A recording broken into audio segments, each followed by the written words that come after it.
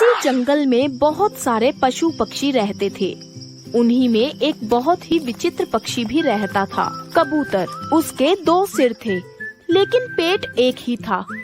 सभी जानवर उसका मजाक उड़ाते थे और उसे खूब चिढ़ाते थे। जानवरों के दुष्व्यवहार से उस पक्षी का एक सिर बहुत दुखी रहता था। हालांकि दूसरा सिर इसे अपनी बुरी किस्मत समझकर खुश रहता था। अलग अलग विचारों के कारण दोनों में अक्सर झगड़ा हुआ करता था। सब हमारा इतना मजाक उड़ाते हैं, तुम्हें बुरा नहीं लगता? बुरा क्यों लगे? भगवान ने मुझे अनोखा बनाया है, मैं तो बड़ा खुश हूँ। एक सिर को अगर कुछ खाने को मिलता तो वो अपने सिर को नहीं देता। ऐसे ही जब दूसरे सिर को खाने को कुछ मिलता तो वो अपने पहले सिर को नहीं देता। कभी कभी तो वो सिर्फ एक दूसरे को चिढ़ाने के लिए खाना खाते थे। एक दिन पहले सिर को बहुत ही मीठा फल मिला तो उसने दूसरे सिर को दिखाते हुए उस फल को खाना शुरू किया। वाह, कितना मीठा फल है और इसकी खुशबू तो लाजवाब है। मुझे भी थोड़ा सा चखने के लिए दे दो ना। अरे हम दोनों का पेट तो एक ही है, चाहे तू खाए या मैं, जाना तो एक ही पेट में है ना।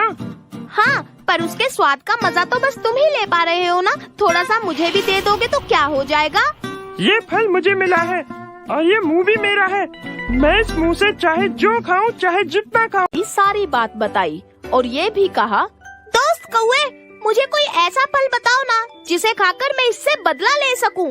एक ऐसा फल है जिसे अगर तुम खा लोगे तो पेट खराब हो जाएगा और उसकी वजह से तुम दोनों 2-3 दिन तक कुछ नहीं खा पाओगे। तुम ये फल खा के उसे सबक सिखा सकते हो। सही कहा दोस्त, मैं ऐसा ही करूँगा।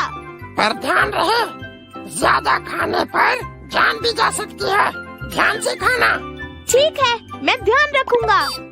थोड़ी देर बाद जब पहले सिर की आंखें खुली तो उसने दूसरे सिर पर जोर जोर से चिल्लाना शुरू कर दिया।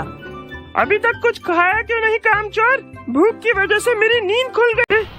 ये जहर का पौधा है, ये मत खाओ वरना हम दोनों मर जाएंगे। तुमने वो मीठा फल खाते हुए मुझे कहा था ना कि ये मेरा फल है और मेरा मुंह है, मैं चाहे जो खाऊं। तो अब मेरी बारी है, मेरी मर्जी, मैं जो चाहूँगा वही खाऊंगा। पहले के लाख मना करने के बावजूद भी दूसरा नहीं माना और बदले की चाह में उसने उस फल को खा लिया और उसका नतीजा ये हुआ कि वो दोनों वहीं पर मर गए। इस कहानी से हमें ये सीख मिलती है कि स्वार्थ से बचकर एकता की शक्ति को पहचानना चाहिए।